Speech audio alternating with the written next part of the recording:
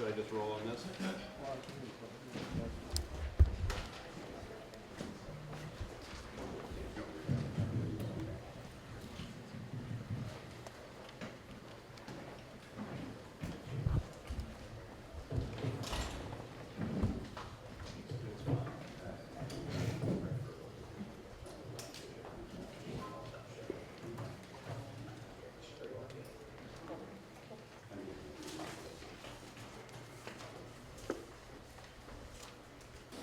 Good afternoon, everyone. We're going to go ahead and get started. Thank you all for being here. Before I start, though, I'll let you know up front that the family's attorneys are here. They're present. They will not be taking any questions here during the press conference in this room, in this space. We ask that you please be mindful of that. They'll be immediately available outside to answer any questions at the conclusion of the press conference. My name is Michael Miller. I am the Public Information Officer for the Akron Police Department. I'd like to give you a quick run-through of how the press conference will go. You'll be hearing from three speakers today: Akron Mayor Dan Horgan, Deputy Mayor of Intergovernmental Affairs Margot Somerville, and Akron Police Chief Stephen Milet. After hearing from these speakers, you will see two videos. I'll say up front, at the start of the second video, for approximately 30 seconds, you'll hear no audio. And that's because the device itself, when you activate it, it goes back 30 seconds. It captures no sound, but it picks up the recording 30 seconds before the incident or the recording. The first video will be narrated video of the incident, starting with the pursuit. It will include some still shots. It will pause at points, and it will include some text, and will zoom in for clarity. The second video will be of an officer body cam footage, which will begin at the start of the pursuit, and it will end with the shooting. The video will be played from start to finish without pause, and will show the incident in real time. At the end of our press conference today, we will provide an opportunity for questions. Each outlet represented here today will have an opportunity to ask a question. There will also be a press kit available to members that will contain or include a map of the pursuit, a timeline of the incident, a transcript of the dispatch conversation during the pursuit, and basic information on the officers involved, including race, gender, years of service, and disciplinary record, if any. At the conclusion of the press conference, we'll be putting out a press release as well, and all body cam footage will be available. According to the city ordinance, we're required to release three body cam footages within the first 7 days, but we're going above and beyond that today due to the unique circumstances, and we'll be releasing all of the body cam footage in a short period of time after the press conference. This includes the 8 officers who were directly involved in the shooting, and additionally 5 other officers who were on scene but did not participate in the shooting. At this time, I would like to welcome Akron Mayor Dan Horgan to the podium. Thank you, Lieutenant.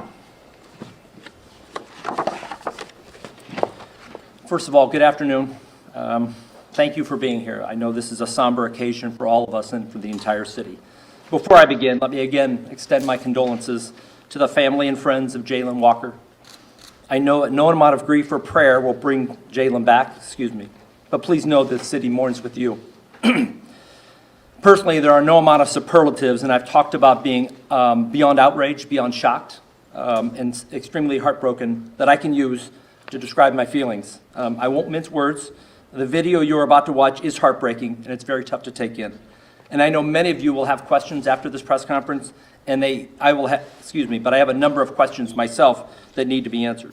But what I'd like to stress to the community, please, is that the independent, the investigation, which is being conducted independently by an entity requested by Chief Milet, which is the Bureau of Criminal Investigation, and the Attorney General's office, will take some time to work through. Our media information packet includes a rough timeline of how the investigation process will proceed in addition to a timeline of events of this past Monday. And I am urging all of our residents, please reserve your full judgment until the investigation is complete. And listen, you'll have to do one of the most difficult things that I can ever ask somebody to do, and that is to please be patient and let the Attorney General do their work. Let me also emphasize the steps we've taken over a number of years to increase the transparency and the accountability with the Akron community, knowing that trust cannot exist without our commitment to openness. Almost exactly 1 year ago today, the Akron City Council voted to enact a new law that ensures the release of video footage which documents an Akron police officer's use of force within 7 days of the incident. This ordinance was first recommended by the city's Charter Review Commission and was overwhelmingly approved by the residents of Akron. And it is clear what our community wants is to be able to review the information for themselves, and it is our commitment to be open and as transparent as we can be, given the fact that there is an independent investigation which we cannot put into jeopardy. Additionally, utilizing an independent entity to conduct the initial investigation into the incident will be a further step in increasing the trust and accountability with our citizens.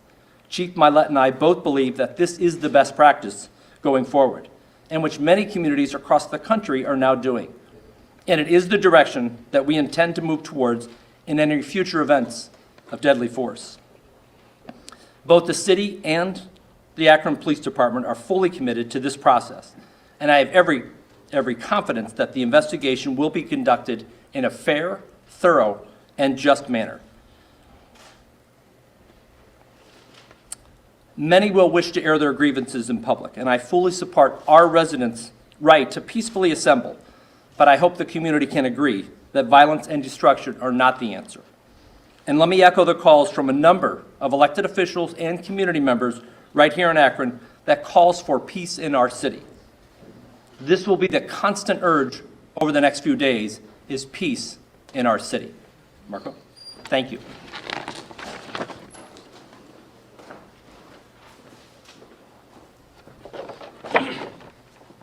Good afternoon, and first and foremost, I would like to give my condolences to the loved ones of Jayland Walker. I know this young man was well loved and respected, and the weight of his loss is being felt across our city. Some years ago, when I decided to get involved in public service, public life, I had served as president of the Akron branch of the NAACP, and I decided I would run for office. One of my concerns was the Akron Police Department, some issues that they've had. One of the problems was like taking complaints and how they were handled. So as my time from leaving the NAACP presidency and then moving to the city of Akron, eventually becoming the council president, and now I'm senior advisor to the mayor, I have worked on a number of issues to try to strengthen the relationship between the police and the community. One was, first of all, hiring an outside independent police auditor, which we have in place, Mr. Phil Young. The auditor is supposed to look at trends in the police department. He looks at where we need to do training. He looks at if arrests were not handled the right way. We handle those all internally. And that has been a great start for us in this community. The other thing that has helped us also in this community, we do have body cameras from the officers. And the fact that we have that, that's why we're here today. We'll be able to look at the footage. The main thing we also should always look at, too, is the fact that we have this new ordinance that it had to be released in 7 days. The mayor could have did an executive order, but we did not do that. We took it to the Charter Review Commission. Council President is here, Marco Somerville. Professor Bill Rich from University of Akron Law School, who chaired that committee, came with the idea, along with the mayor, to put it in the charter. So now, when there is a police shooting, the police department or the chief can't say, I'm not releasing it. The mayor can't say, I'm not releasing it. It has to be released. And then the voters voted on it. Over 90% of the voters voted on that. And that is a huge thing that I don't think you'll find any other place in the country who's done that. As my many years of public service, I have never understood why police would handle their own investigation. And when it becomes into police-involved shootings, that has never sit right with me in this community. And now, since we have a new chief and the mayor, they've gotten together and they have asked for outside help in investigating this case. This is huge. This is definitely not business as usual. This move for this investigation to have an outside entity ensures that it'll be the fairest, most unbiased review of the facts, and that's the right decision at the right time. We also have with us today some of our residents who are here, some of the members of the faith-based community, some citizens who've been involved in the community here for this press conference, and we appreciate them being here too. Having this footage released today is a good step in the right direction. Make no mistake, what you will see in this footage is extremely upsetting. From here, we need to look at our process to get us to the next steps. An independent investigation at the state level will further that process. I know there's anger that when people see this video, it will cause them to become sickened as I was. I have a son, could have been my son. And quite frankly, our community has a right to voice their concerns and to protest, and we would ask them to do that. But what we would ask them to do, as the family has asked them to do, it's okay to protest, but we would also ask them to do it in a peaceful manner. We have asked for this type of transparency. Now we're getting into the investigation that we want. We have to be patient and then allow the investigation to run its course. And remember, we're all in this together.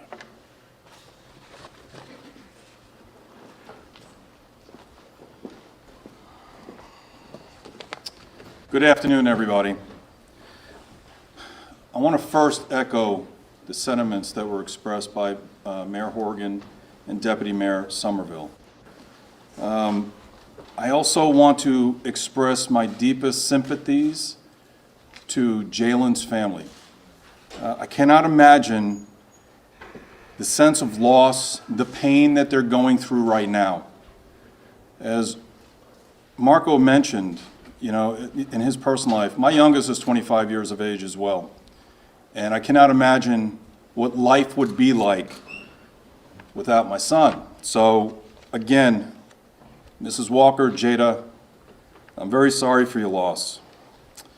But I want to personally thank you. I want to personally thank you for the way in which you have been dealing with this situation. You have asked for peace in an environment that is ripe for aggression and violence. You have asked for trust and let this process move forward. If Jalen reflects the character of this family, which I continually heard that he did, you raised a good son. And again, my deepest condolences and sympathies. On Monday morning, officers of the Akron Police Department were involved in an officer-involved shooting. In a few moments, you will be seeing two videos that will address what led up to the shooting. When I was sworn in as chief of police 10 months ago, I began moving the police department in a direction to have outside independent investigations when officers are involved in a shooting. So on Monday morning, I formally requested the Ohio Bureau of Criminal Investigations to investigate this shooting. Some of the benefits of having an independent investigation include increased perceptions of credibility of the findings, increased transparency.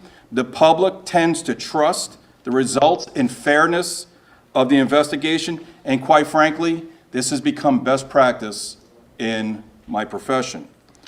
Joining us today is Mr. Joe Morbitzer, who is the superintendent of the Ohio Bureau of Criminal Investigations. Mr. Morbitzer, I want to thank you for being here today, and I also want to thank you for your willingness to take this investigation on. At the conclusion of viewing the two videos, I will share a few comments and open up the press conference for questions. Please keep in mind that as you ask your questions, Mayor Horrigan and I may not be able to answer your question. First and foremost, we may not have the information. Secondly, we don't want to do anything that directly impacts the credibility and independency of this investigation. So we are going to both be mindful of how we respond.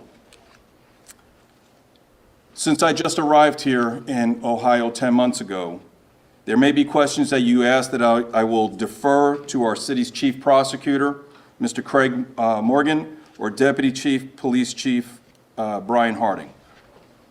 At this time, we're going to play the first video, which Lieutenant Miller described to you. We hope this video will provide further context and details to the incident. Lieutenant Miller.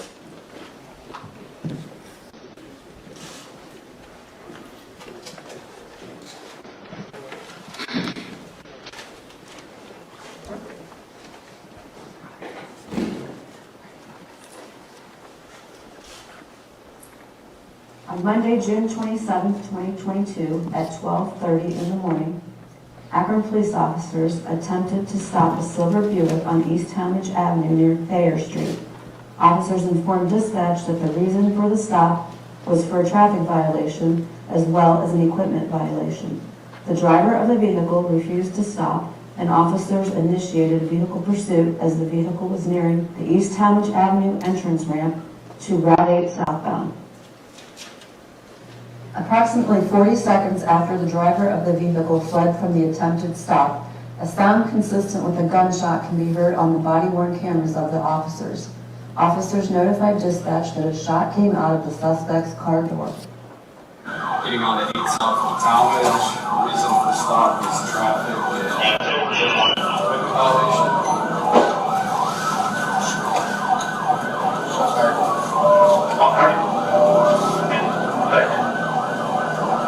21 shots fired. That vehicle just had a shot come out of its door. At the time of the sound, a flash of light can be seen along the driver's side of the suspect vehicle.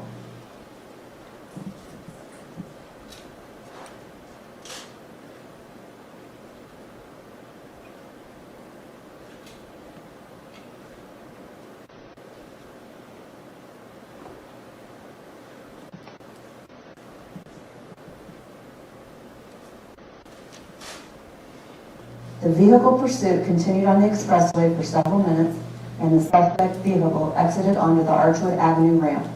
The pursuit proceeded through several city streets until he neared the intersection of East Wilbur Road and Claremont Street.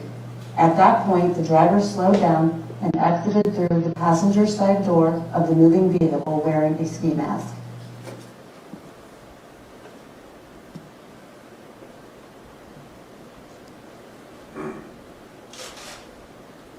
The suspect fled from the vehicle on foot, turning and facing officers momentarily.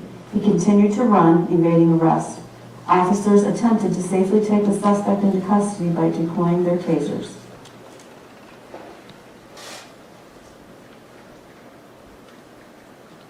The deployment of tasers was unsuccessful, and the suspect continued to flee on foot. As the foot chase reached the nearby parking lot, the suspect stopped and quickly turned towards the pursuing officers.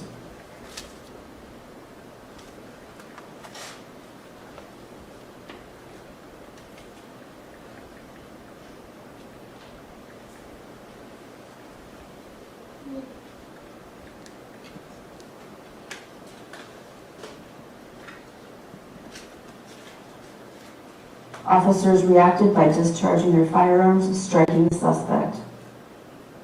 Under visual inspection of the suspect's vehicle, a handgun, a loaded magazine for a handgun, and what appears to be a gold wedding ring were observed in plain view on the driver's seat.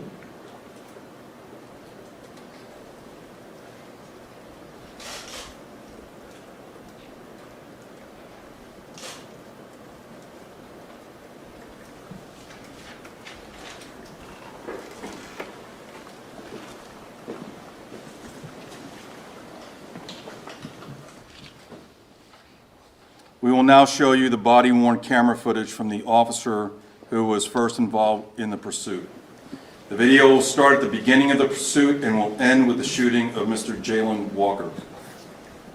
I want to offer caution for everyone that is watching that this video may be disturbing to some viewers, to many viewers, as it contains graphic images and language. For many reasons, it is difficult to watch. At the request of the Walker family, we have blurred Mr. Walker's body in the shooting event. Lieutenant?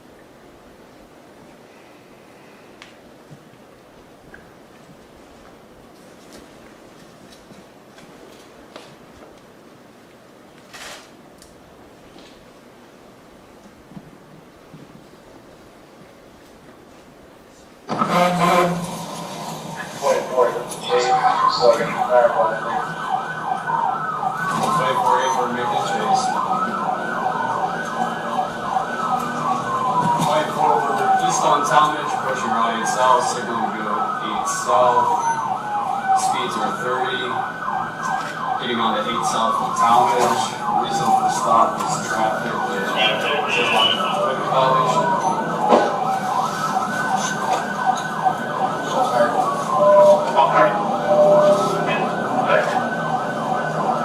21 shots fired. That vehicle just had a shot come out of its door.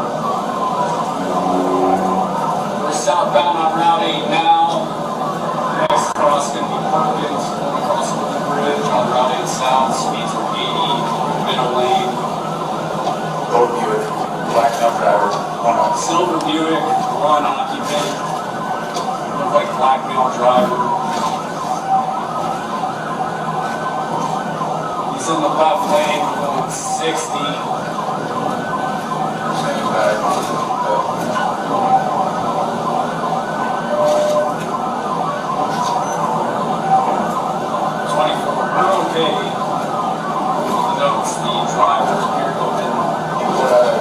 Something and a shot came out through his door.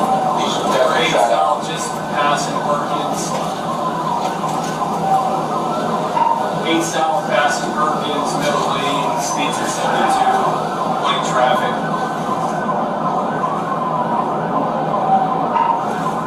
8 south, passing exit 1A, speed 77, no traffic at this point. Car 1 on secondary.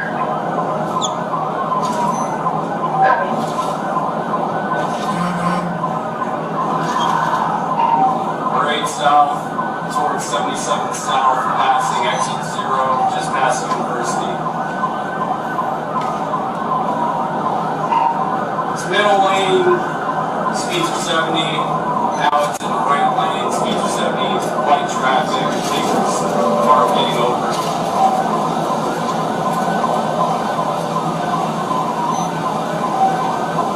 Continuing 8 south, speeds are 78. White traffic. Vehicles about 100 yards in front of us. Continuing 77 south, just past Akron. Car 4 will come to the joint. I have 3 units of traffic.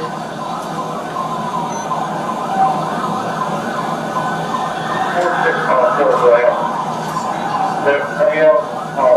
Black in there second, came to get off.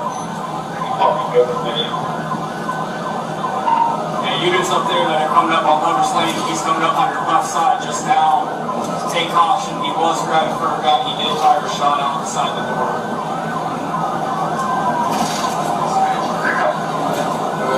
Alright, 24, we got 2 units in front of us. We're primary line now, and then off running south. Deep bar, are we getting off here? We're getting off at the Archway exit. Speed of 65 miles per hour. First, the red light is Archwood. You can go into the red light, continuing southbound, approaching Mark Firestone.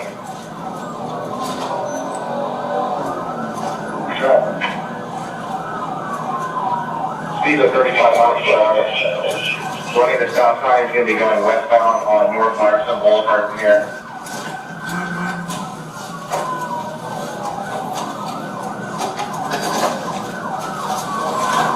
You're going to go southbound on that Dune speed bar, 30 miles per hour. There's no traffic on this road. Running the south side of Reed, he's going westbound on Reed from here. Watch out for each other down the intersection. Southbound on Oakwood, speeds are 15 miles per hour, approaching Cypress.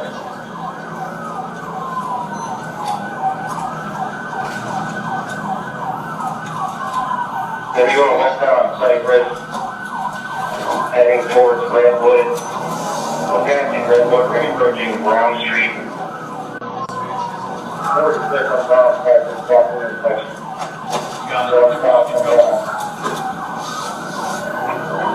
South on Brown, we're returning westbound on Wilbit. Speeds are approximately 25 miles per hour.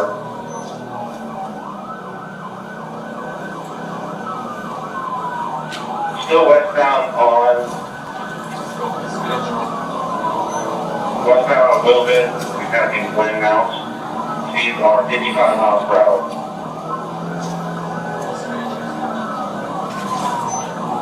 On 602 on westbound Wilbit, Firestone, can I get in?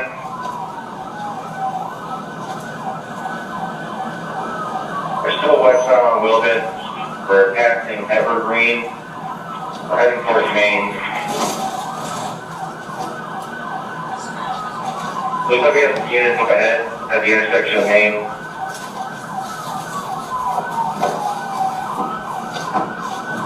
He's slowing down here, slowing down.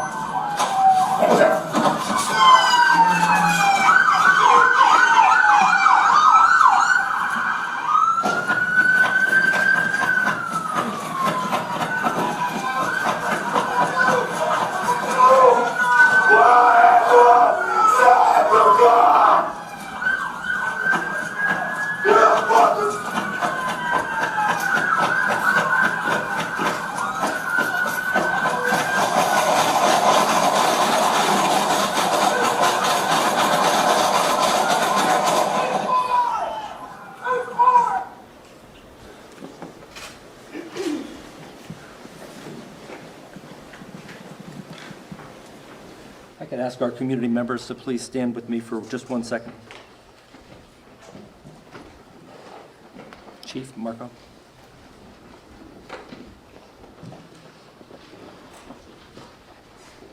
There's no doubt that the video you just watched is extremely disturbing and will stir a lot of emotions and feeling. It's shocking and hard to take in. But what we are collectively calling for is peace this afternoon. It's the same thing Mr. Walker's family is calling for, and it's the ask of everyone standing here with me in the community. Peace for our city, peace for our community, and peace for our residents. Thank you. Thank you all.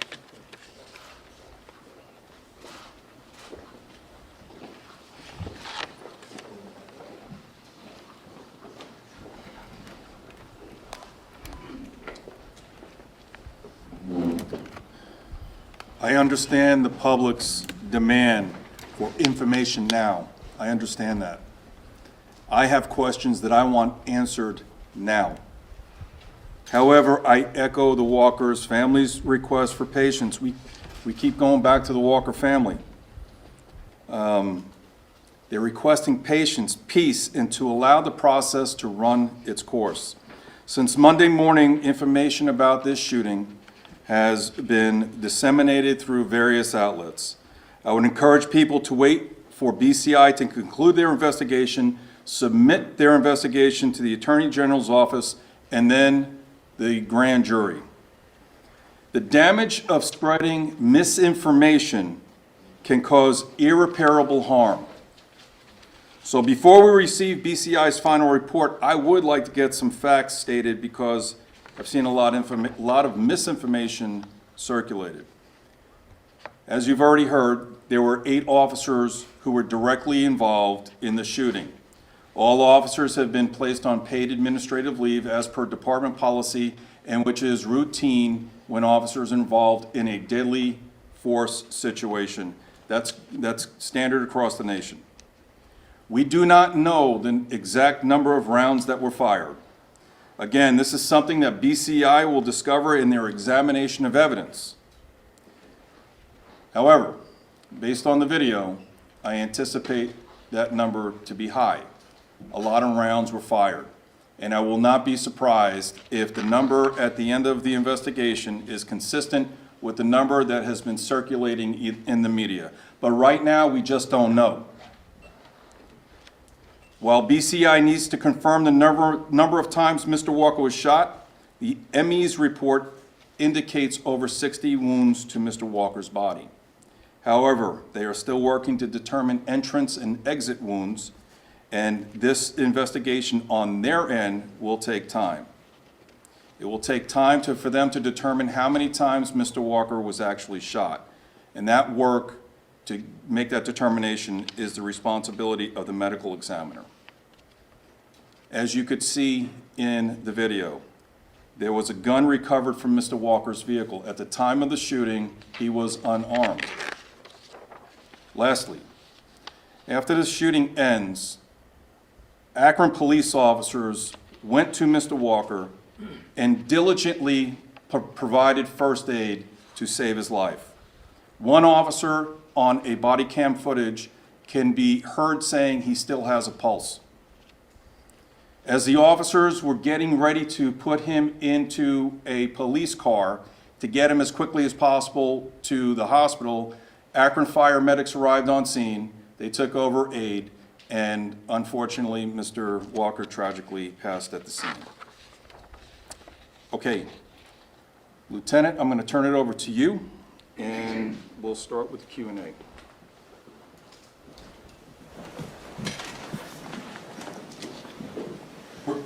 We're going to start by allowing each media outlet present to ask at least one question. We ask that you speak loudly so that your voice can not only be heard in this room, but also as part of the live stream that we're providing for the community. Understand again, and it's already been stated by the chief, that there are some questions that they cannot answer or may not answer because of the independent nature of the investigation, and also to preserve the integrity of the investigation. Some questions may not be answered for that reason. So at this time, I'll open up for questions. I am going to move intentionally to my left to right. We're going to ask one question each, and then we're going to move to the room from left to right. Okay? We'll open it up at this time. Anybody? Sir? Thank you, Lieutenant. A question for the police chief. At this point in time, Paul Sandoval with CNN, based on what you've seen, Chief, and understanding the investigation is less than a week old, and after seeing this very upsetting video, what is it to you, or for you, what is the most concerning thing in the footage that you've seen so far? It's the same thing that's most concerning to everybody else that just watched it. I'm going to say this. When an officer makes the most critical decision in his or her life as a police officer, doesn't matter where in the country this happens, when they make that most critical decision to point their firearm at another human being and pull the trigger, they've got to be ready to explain why they did what they did. They need to be able to articulate what specific threats they were facing, and that goes for every round that goes down the barrel of their gun. And they need to be held to account. Right now, as you pointed out, we're in the early stages of the investigation. The officers have not been able to provide a statement yet. I am reserving any sort of judgment until we hear from them. Just last night, I spoke with the union president, and he told me that the officers are fully cooperating with the investigation. Chief, I have a question. Hang on. Go ahead. Chief, the attorney for the family, Bobby DiCello, says that he spoke with you and you told him and you told members of the legal team and members of the family that based on your viewing of the video that you had not seen evidence that Jayland Walker did anything threatening that precipitated the gunfire. Your response to that? So I've watched this video more times than I cared to, but I've watched it at least 40 times. When you see it in real time, it's very hard to distinguish what Mr. Walker is doing. In the still photos, there's a picture that appears to all of us that Mr. Walker is going down to his waist area. There is a photograph that appears Mr. Walker was turning towards the officer, and there is a picture that captures a forward motion of his arm. At the crime scene, after the officers were involved in the shooting, they immediately get sequestered from one another, and they are monitored. When the investigative team arrives, they do an individual walkthrough of the crime scene. Each officer, independent of each other, related that they felt that Mr. Walker had turned and was motioning and moving into a firing position. So, again, BCI is going to do the investigation. I'm not prejudging it, and I'll leave it there. Police. Yes, sir. I wanted to understand a little better the gunshot from the car. Was there a bullet wound that exited the car from the inside, sorry, a bullet hole in the door? Go ahead, I'm sorry. Oh, sorry, the other part is, was the gun found with the magazine removed from the car? Yes, the way in which that picture depicted where the gun was located and the way and the manner in which it was placed, officers are approaching the car on their body-worn camera, and it's capturing it as they are approaching. After the shot was fired, after the shooting occurred, we went back to the scene where we believe the shot was fired. A casing was discovered at that location, consistent with the firearm that Mr. Walker had in his vehicle. BCI will determine whether or not that casing came from the gun or not.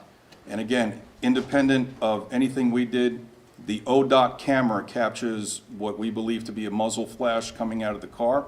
Again, BCI will be determining whether or not that in fact is the case. Brian. Chief,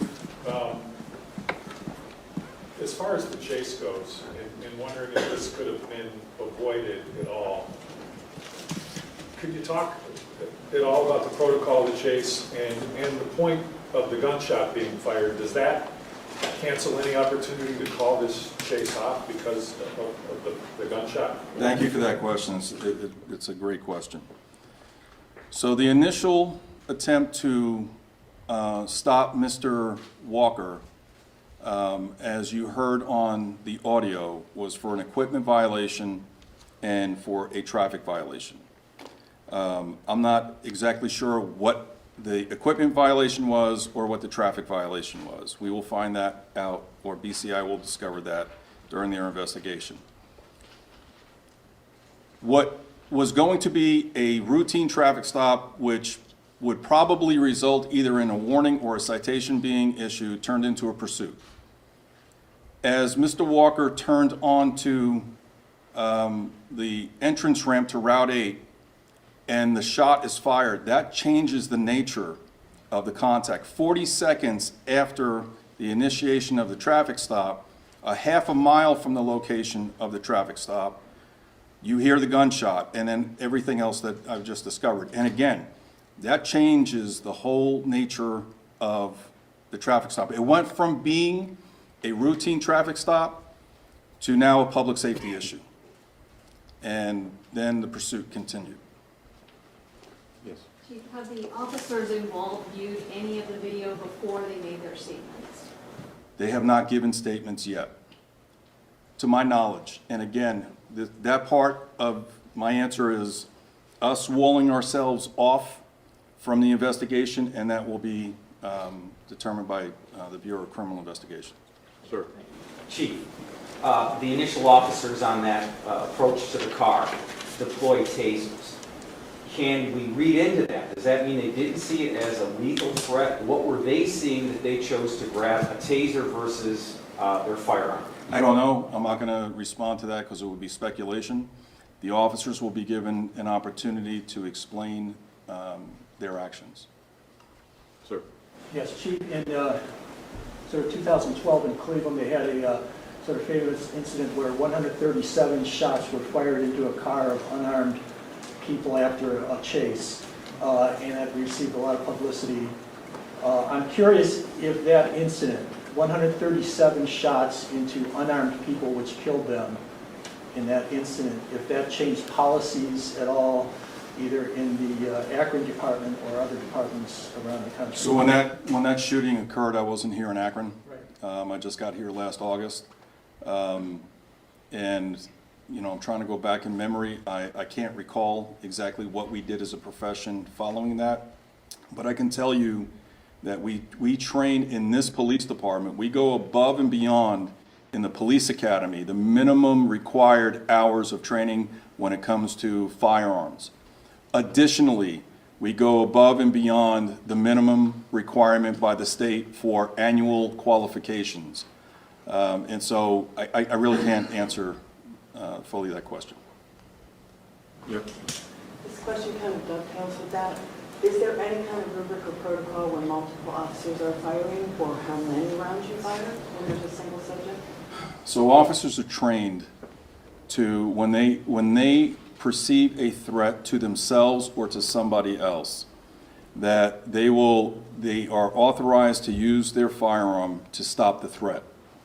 And they are authorized to use their firearm until that threat no longer exists or it stops. And that is the standard.